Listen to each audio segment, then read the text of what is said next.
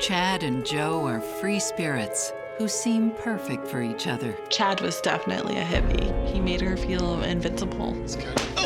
I know she definitely loved Chad.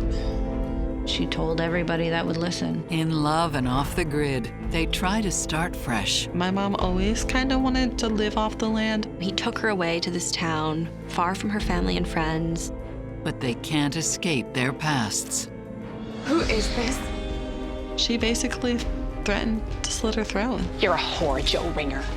Things started going a little sideways. Hey!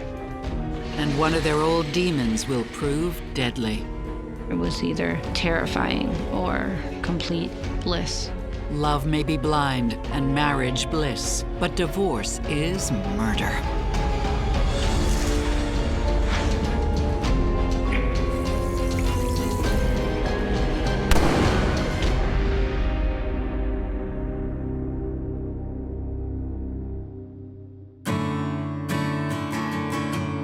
East Hampton, Massachusetts is known for its laid-back, bohemian vibe. It feels more like a big town than a small city. Granola, outdoorsy, I guess more hippie orientated. It's just a, nice, quiet community.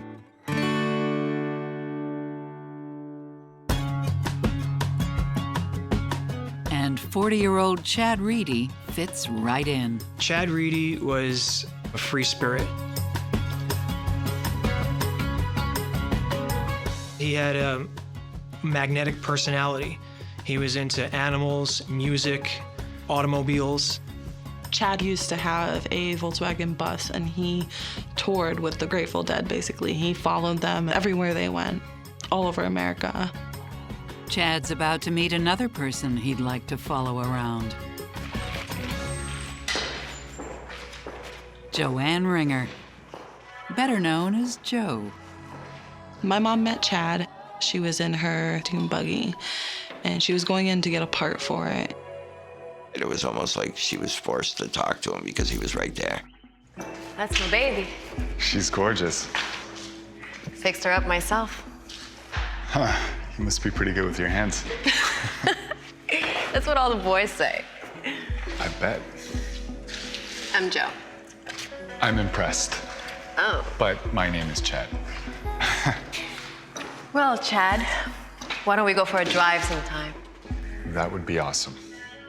Physically, Jo was beautiful. She was a gorgeous woman. She had a look that was all her own, very unique, but just kind of a showstopper. Well, give me your phone, will you? Yeah. She was down to earth. She was super knowledgeable about an eclectic mix of different things. Automobiles and vehicles, engines in general. Here. Now text me, and we'll have each other's numbers. Their first encounter is brief. He, I guess, originally thought that my mom was with Eric. I don't know why he would have felt that way. We were just friends. Nice to meet you, Chad. They exchanged phone numbers, and that was pretty much it. We were driving away, all within, 3 minutes.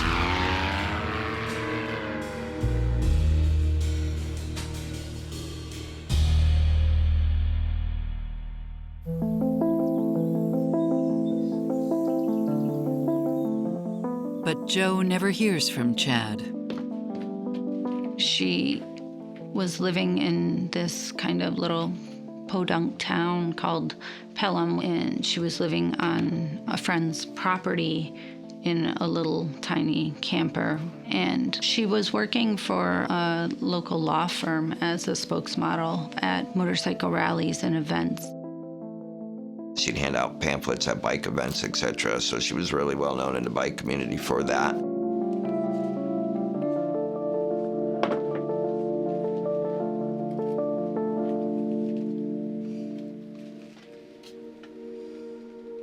She was going down a pretty rough path. Me and her had gotten into a little bit of an argument, and I ended up moving in with my grandmother. It was about 11 months total that we didn't talk for. And I think that it affected her a lot and that she was just really sad and lonely. And she ended up living on her own, trying to focus on getting herself together, looking for happiness wherever she could find it.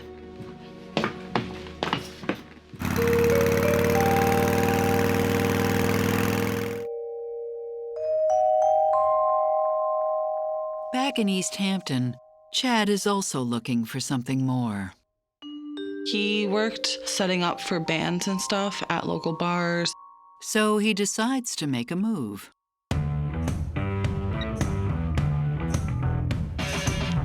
Hi. Hey, Joe. Joanne. All right, I got this.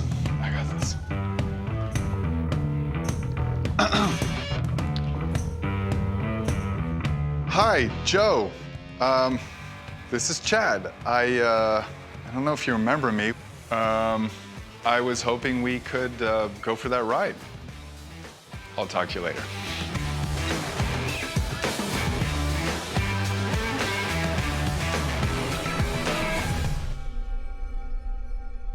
So on their first date, Chad brought her a bunch of roses, and nobody had really ever done that for her on a first date before. That first date leads to many more. Chad and Joe shared a love of the outdoors.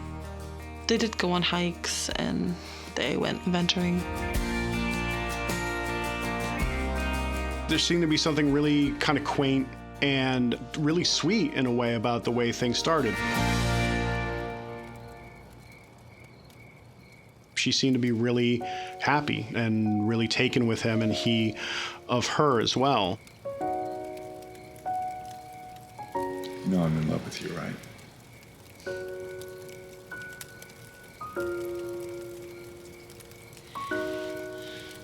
I didn't want to be the first one to say it. The things that she wanted in life were security and stability, things that were missing. And with a little encouragement from Chad, Jo makes peace with her daughter. She texted me, "Hey, I really want you to meet my boyfriend Chad. He's really important to me." Well, it's great to finally meet you, Savannah. Your mom talks about you nonstop. Obviously, you're important to her too. When I first met Chad, I tried to be very accepting because if my mom loves somebody, I tried to give them a chance and I tried to love them. I would have had you over for dinner, but it's a bit of a squeeze in the camper, you know? Why didn't we just go to Chad's? But right off the bat, something strikes Savannah as odd. Apparently, some of his roommates don't like visitors. Okay, just one roommate, Pete. He's a bit of a but if you don't shut up about it, I'm gonna start to think you're a bit of a too. It was like 1 minute he was like a really, really happy guy and he was really kind, and the next minute he was like very mean and rude and like vindictive. Say, Mom, have you never been to his place? Hey, let's have dessert, yeah? Yeah. Excuse me, could we get the dessert menu, please? I could see my mom like covering up from a lot. I'm so happy to see you.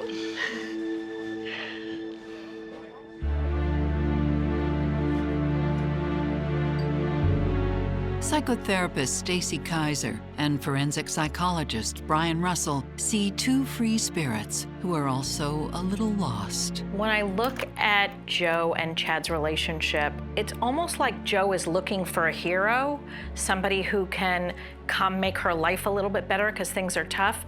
And it looks like Chad could be the kind of guy that could be that. I am concerned about the fact that Jo isn't able to go to Chad's house.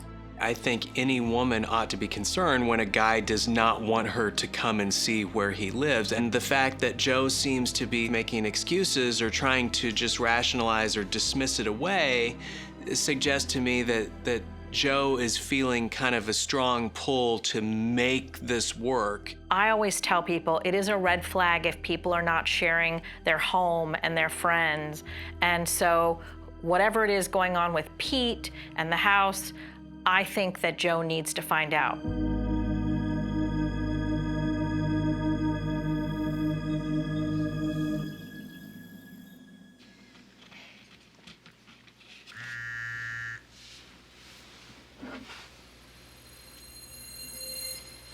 Can't wait to see you.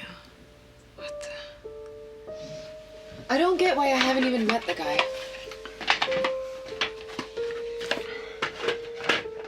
I know that she had said to him, when do I get to meet Pete and when do I get to see your place? And he kind of skirted the issue.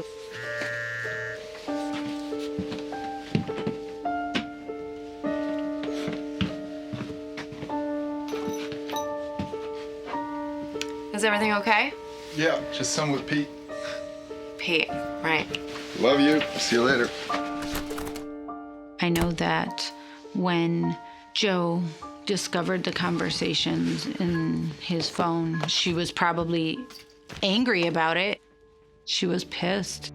It's an anger that's about to explode. So this is the famous Joe Ringer. He would have been caught in his dirty little cheating lie. She still didn't know who Joe Ringer was. After a mere 3 months together, Joanne Ringer finds suspicious texts between her boyfriend, Chad Reedy, and someone named Pete. Joe followed him when he left and discovered that he was living with Laura Riley.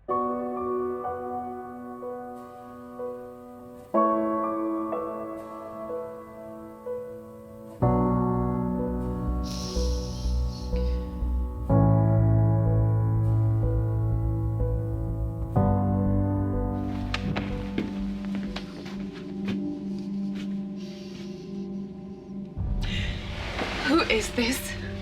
Is this Pete? Huh? You lied to me. Pete is Laura, right? You were saying you were hanging out with Pete when Pete was really Laura. I thought you were hiding you were gay. I'm not gay. Well, clearly you're not. You've been hanging out with some other woman. I can explain, all right? He came clean at that time and told her that he was in a relationship. It's over. It's been over for ages. It's just complicated with our history. History? And the kids. What? You have kids? No, she does. How serious is it? A couple years back, we had a commitment ceremony. Are you freaking kidding me? It's over, okay? I don't love her anymore. I love you. Chad and Laura started seeing each other in high school, and it seemed to be sort of a long-term, on-again, off-again situation. It wasn't like a real wedding, but they made vows to each other anyways. Your text didn't sound like friends. He was like, I don't care about her. I only care about you. Like, I'm only there because I need to get my stuff from there, or I have nowhere else to go. Let me spell it out for you.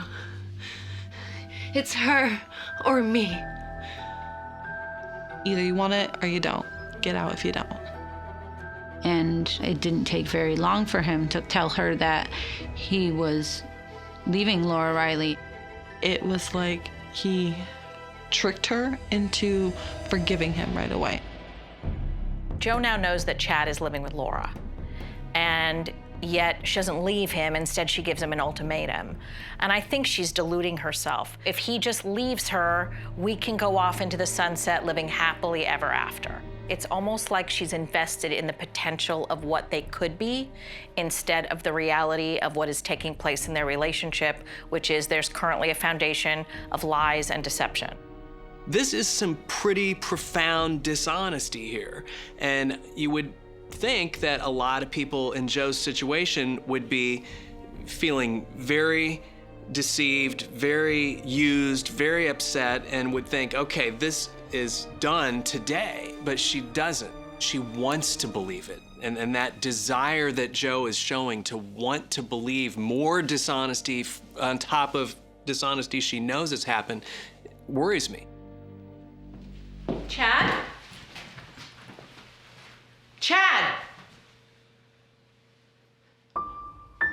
Laura was out of the house and had no indication that Chad was planning on leaving, apparently. And while she was gone, he had moved his things out and just left. From what I can gather, she did not take it well. She was deeply upset. They'd been together for years at that point. She still didn't know who Joe Ringer was.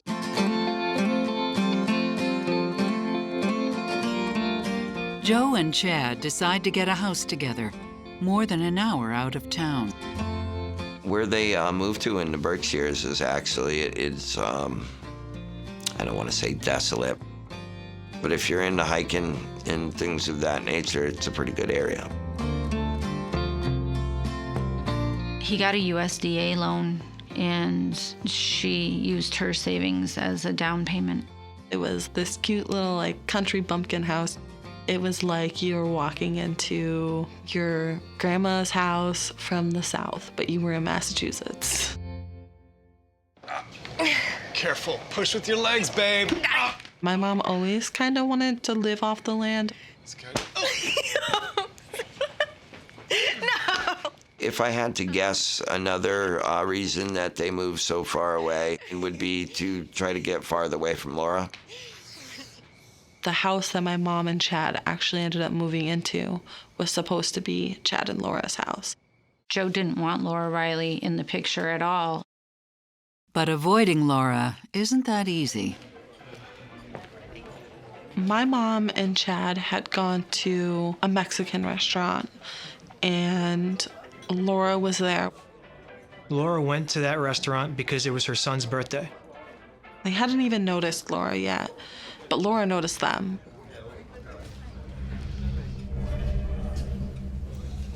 So this is the famous Joe Ringer. Let me guess, you're Laura? You have a lot of nerve coming here on my son's birthday. I forgot. And she came up to my mom and Chad, and she was like, "You guys should leave because you're really upsetting my son." I'm sorry, I'll go. I didn't know. You're a whore, Joe Ringer. Laura ended up telling her like she was a crappy person for stealing Chad. She basically threatened to slit her throat. The idea that she confronted Joe or was hostile towards her is just not true. That didn't happen.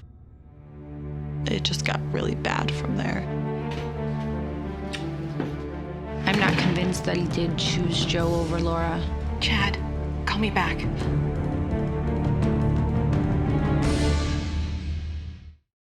Joe Ringer and Chad Reedy move more than an hour away from their friends and families, and away from Chad's ex, Laura. But for Joe, life in the new house is lonely.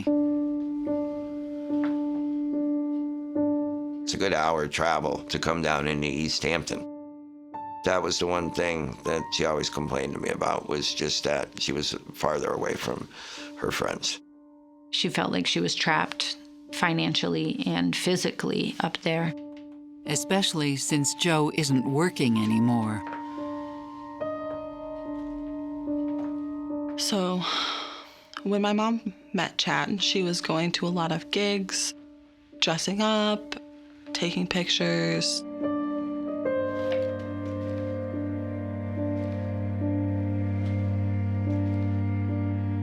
That didn't last long once they met, though. He was quick to put an end to that. I think Chad was always jealous.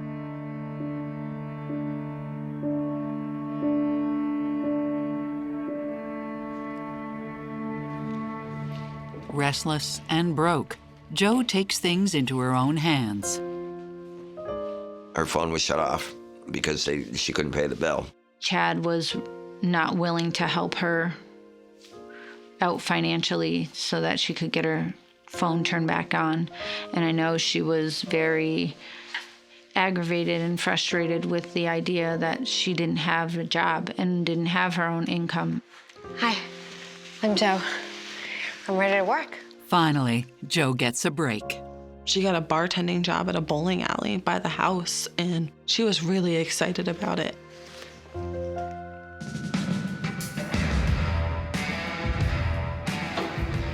But the excitement doesn't last. He'd go watch her work. He would go in and sit at the bar and yell at her.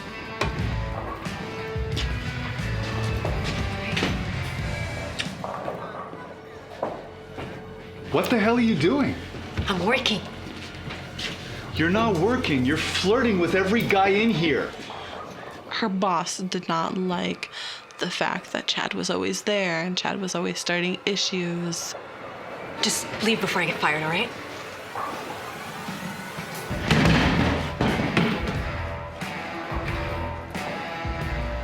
So they had to let her go.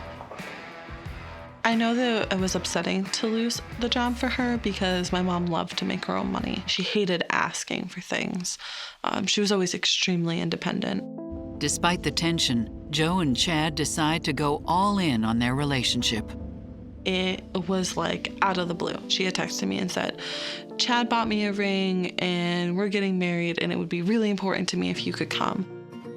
I think Chad wanted to capture her before she could leave.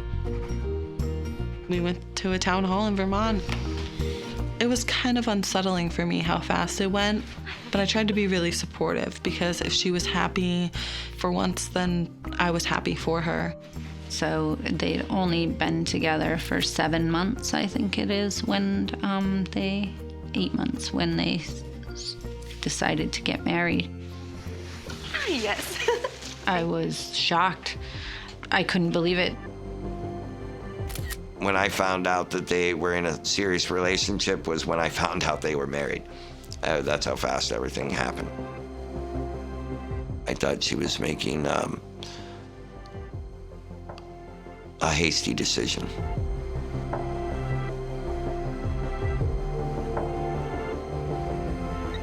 Laura didn't understand why Chad would marry Joe.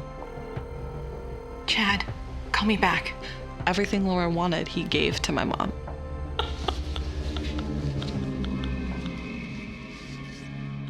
Joe and Chad's relationship is rocky, and I think she's trying to convince him that she loves him and that she's committed so that she can live her life a little bit. He's really controlling her. She can't keep a job. She doesn't have access to her friends, and so maybe she thinks this will free things up.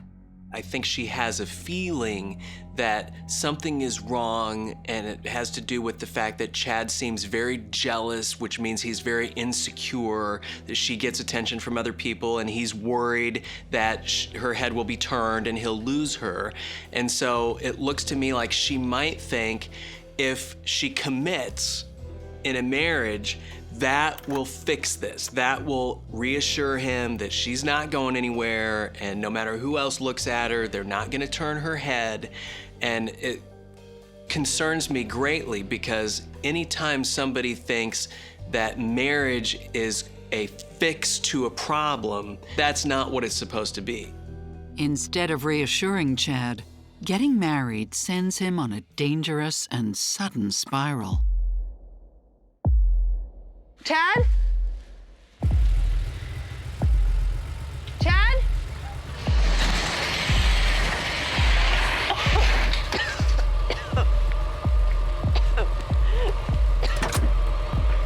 Oh my God, Chad?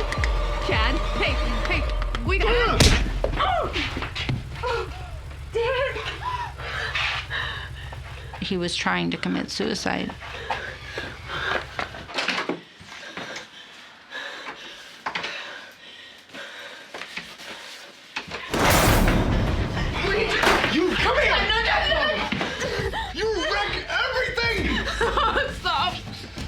Messing up my plans, Joe. Oh, I'll kill you, and then I'll kill myself. No!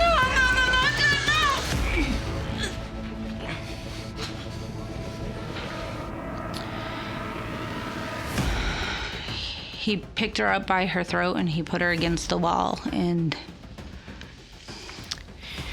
he choked her until she passed out.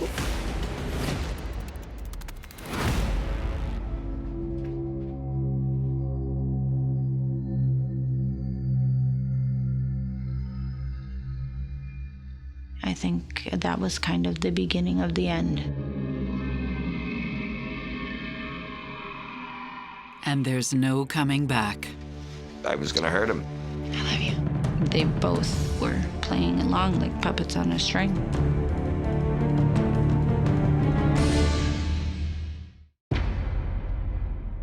Chad Reedy tries to commit suicide less than 2 weeks after he marries Joe Ringer. She left that same night. She packed her stuff, enough clothes for a couple of nights, and she left to go to her friend Eric's. Eric? Are you okay? I was trying to help Chad. She came running to me. I tried to leave because I was gonna hurt him, and she wouldn't let me go.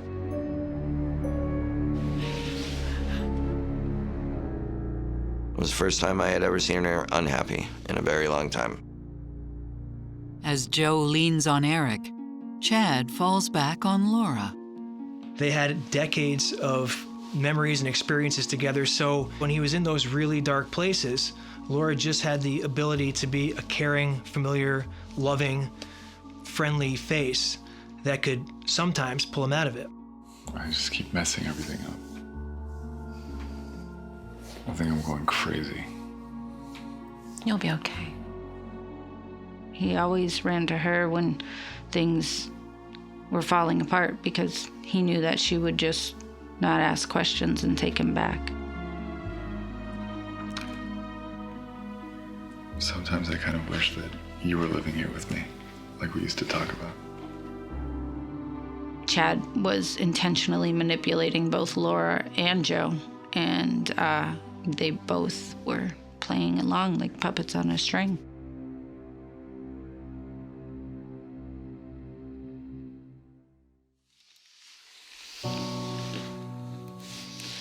Chad.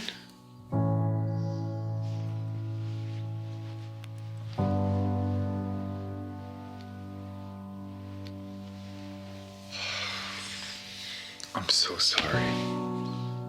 I'm so sorry. I didn't know what I was doing. I kept blacking out. I can't remember anything. It's okay. We'll figure this out. Maybe you could get some help. You could see someone, a therapist. I think after 3 days of him apologizing and saying he was sorry and saying that he didn't know what he was doing and he had blacked out and couldn't remember how he acted, that she just caved and went back. I'm not convinced of the sincerity of Chad's suicide attempt at this point, because it really seems to me like this whole manipulative thing that's designed to make Joe feel responsible for the distress that Chad is feeling in his life, and another way of sort of getting her to be isolated, controlled by him, feeling like she owes him and she needs to bend over backwards now to placate him. What's interesting about this point of Chad and Joe's relationship is she takes the very first stand we've seen her take in the entire time that we've known her. And she leaves for a period of time. And so this is the moment where I begin to feel hope for her. And now she goes back. She's manipulated. She's lured back in. And I am beginning to wonder at this point if Chad is worrying about losing her. Because this, like I said, is the first time that she's pulled away. And so now his whole thing about, I don't remember, I don't know what I did, I barely remember the event, is all ways of having her erase the very incident that is the one thing that she left for. I think, unfortunately, an escape hatch presented itself to Joe and she didn't see the need to jump on it.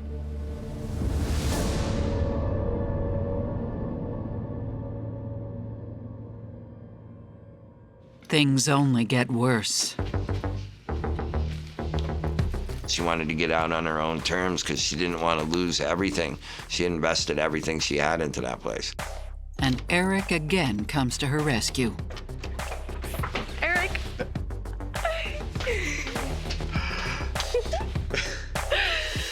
I just picked it up. I'd gotten her the job with the taxi company down in East Hampton. I may end up lonely and divorced, but at least I won't be with him. But enough about that. Hey, listen, my phone is still cut off. Can I please borrow your GPS? Yes. And then we talked about borrowing my GPS for the next day and when she was going to pick it up. I'll bring it in tomorrow.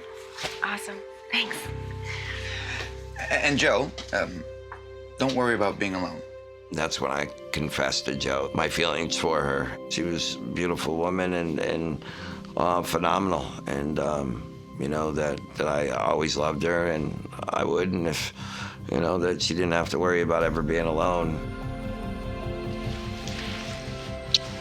I love you. She'd always kiss me on the cheek, but this time she told me she loved me and she kissed me on the lips and she left. But she never comes back. I didn't really think too much of it because I figured that someone else probably gave her one. Joe doesn't show up for her 6 p.m. to 6 a.m. taxi shift either.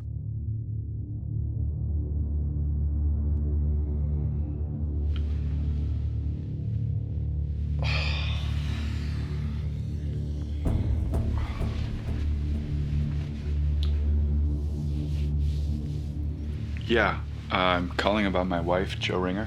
The owner of the cab company said, you know, you hire people sometimes and they don't show up. So, okay. From the cab company's perspective, it didn't seem to be anything too suspicious at first that she didn't arrive for that first shift.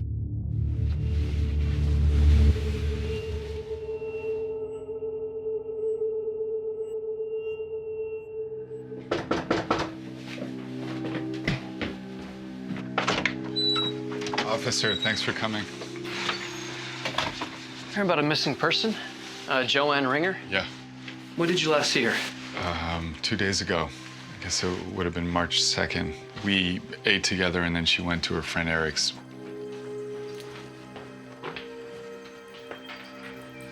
I'd really rather you didn't borrow it from Eric, but okay. Yeah, whatever. Have a good day. Yeah.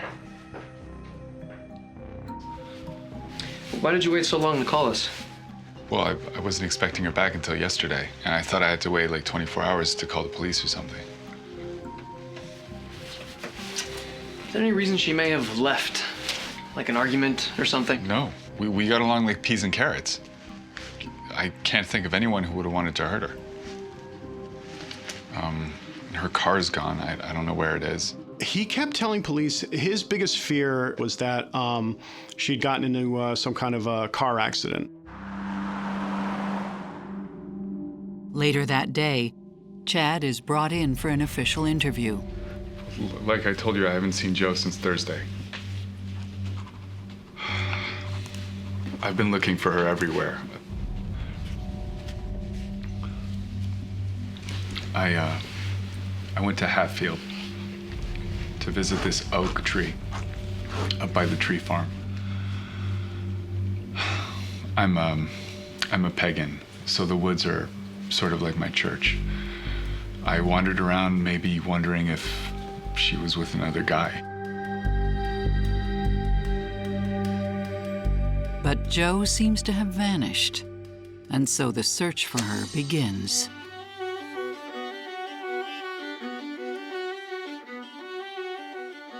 When she went missing, it was quick that everyone got together.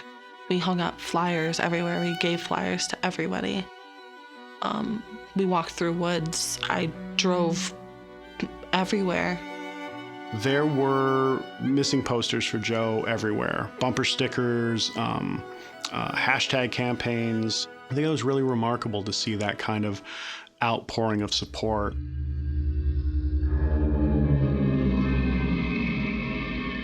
Finally, a clue. Joe's car is found abandoned in East Hampton, 1 block behind Eric's house. My mom was a cigarette smoker. There was a full 2 bags of tobacco in there and a bag of tubes. I think her wallet, her bag was in there. Her makeup was in there. Everything was in the car. Foul play is suspected. There was an allegation of a threat of violence from Laura to Joe. Chad seemed to truly believe that his wife had disappeared.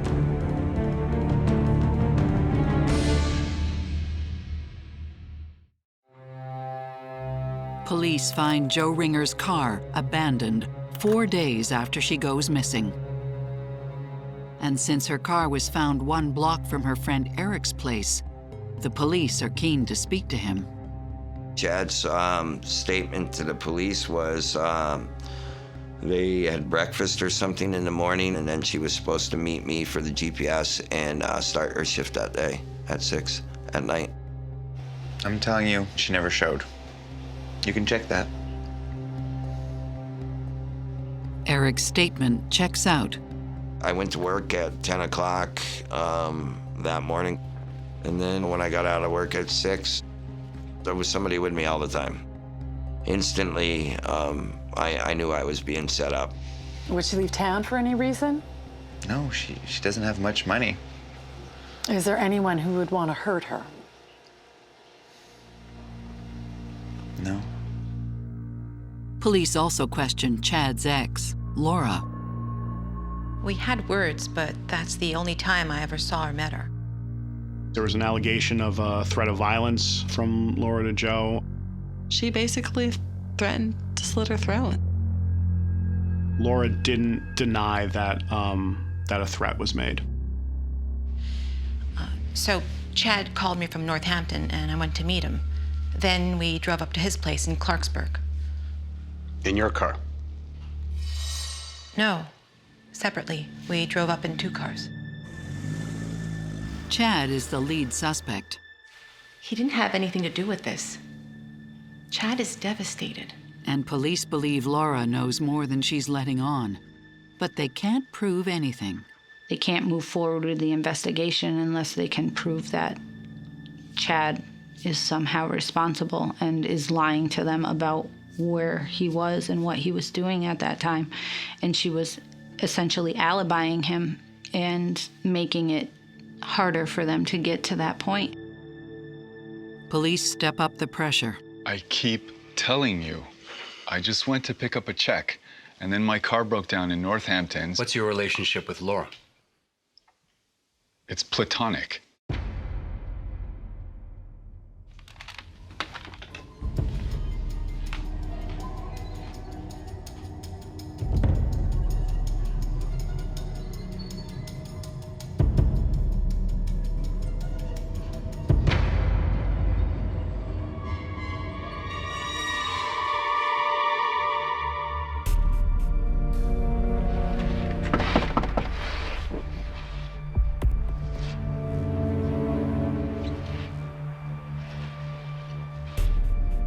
It was an early morning. It was April 7th, and it was a little over a month after my mom had gone missing. Chad's mother asked police to do a wellness check on him.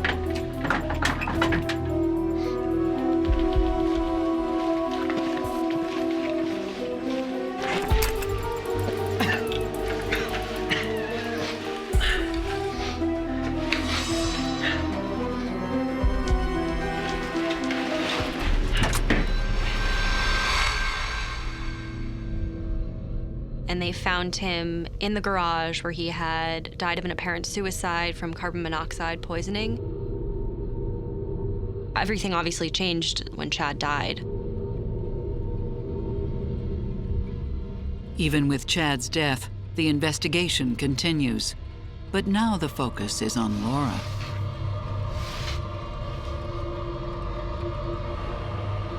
And at that point, they had gathered information that showed them that Laura and Chad actually took 1 car up to Clarksburg when previously Laura said that they had taken 2. Could that be because Chad was dropping off Joe's car and had no way to get home? Okay. So his car didn't break down. If he didn't have his car, how did he get to Northampton? I have no idea. I didn't ask him, and he didn't say. Joe's car was driven to East Hampton and left behind Eric's house, and then Chad Reedy was seen on video just moments later walking the bike trail from East Hampton to Northampton. It's a hike, but you could probably do it in less than an hour. On April 20th, 2017, Laura Riley is arrested for misleading police. But she insists she has no idea what happened to Joe. In every interaction Laura had with Chad was distraught, and Chad seemed to truly believe that his wife had disappeared. The extent of the tragedy becomes clear nearly 1 year later.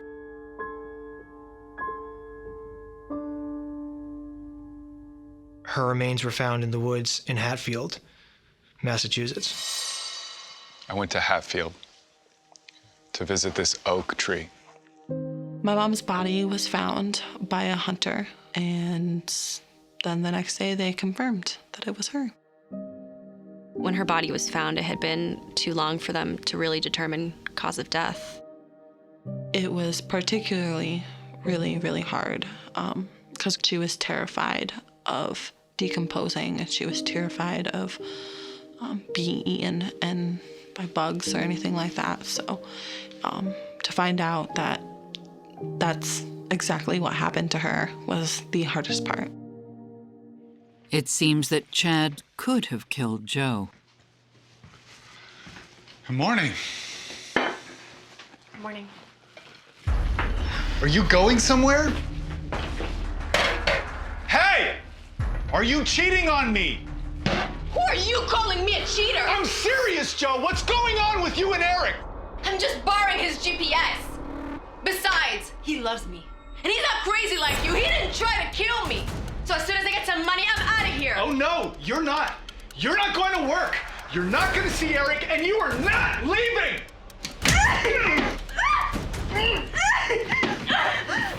I think that Chad probably was strangling her.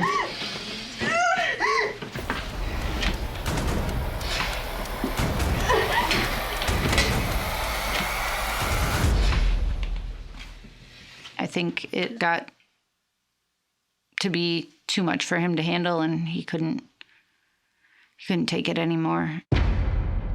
No one can be sure what happened, but since no blood was found in the house, it's a plausible theory. I believe that Chad went into a panic and that he thought, what did I just do? I just killed my wife. I have to cover it up. I have to do something. I can't go to jail.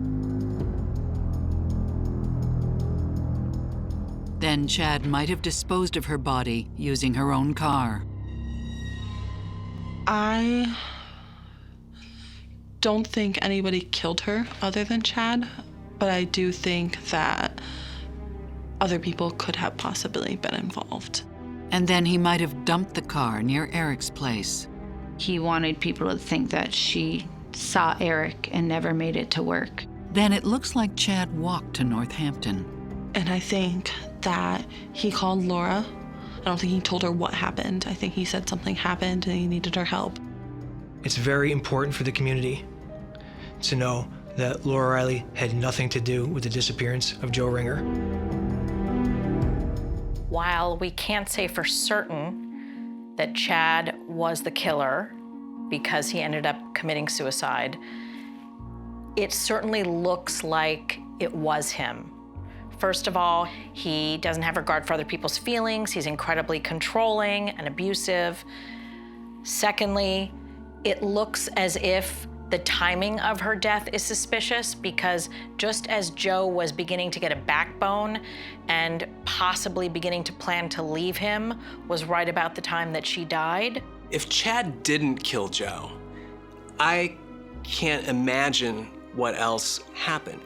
It's tough for me to imagine anything other than the following: Chad deciding that he wanted to go back with Laura, Chad murdering Joe, and committing suicide when he thought that it was inevitable that he would be caught and sent to prison. In March 2019, Laura Riley is sentenced to 2 to 4 years in prison for misleading police. Basically, she lied for him. How much Laura actually knew about what happened, again, is up for debate. If she would have been honest from the beginning, they might have been able to arrest Chad and put him in jail before he was able to kill himself. Part of me is happy that he's not here anymore, but I wish that he was still alive so that he would be in jail and he'd be suffering consequences. I beat myself up for a long time, blame myself for things that were said. We'll never know because he took the coward's way out. But just like to cherish the memories we had, times we spent together. There's not one thing that I don't miss about her.